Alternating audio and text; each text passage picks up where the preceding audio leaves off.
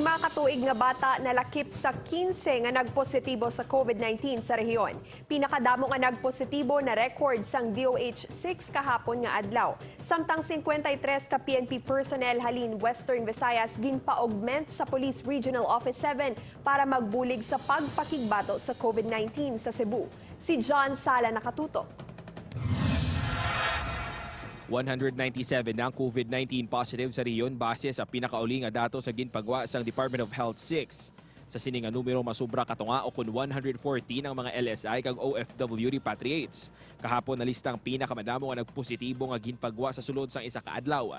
Nagdangat sa 15 nga lunsay mga LSIs kag talulupang doon nga ano mang taga Mandurriao sa diin nalakip ang 5 ka tuig nga bata nga lalaki.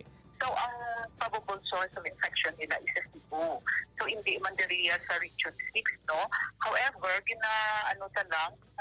advocate na lang sa local government units na i-ensure din na strict ang pag-monitor sa ilang. Sini nga hapon ginkumpirma ni Dr. Pulmones nga 4 sa 6 nga mataga Mandurriao ang magpamilya. Samtang nagapabilin sa quarantine facility sa syudad sang Iloilo, 3 ka mga pulis nga nagpositibo sa COVID-19.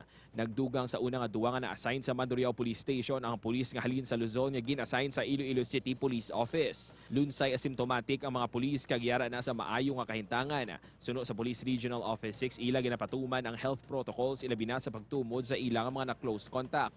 Wala ang ginobra nato Cebu, ang tanan ng mga halin sa ibang region. Kung mag-abot din sa aton Police Regional Office, dapat kailangan nila magkandalito sa isolation.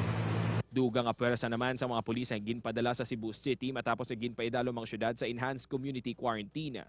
53 ka mga kapulisan halin sa Police Regional Office 6 ang gindeploy sang Sabado padulong sa PRO 7 para magbulig sa padayon yung pagpakigbato sa mga Cebuano sa COVID-19. Upod kay Marvin Lauderes, John Sala, Western Visayas.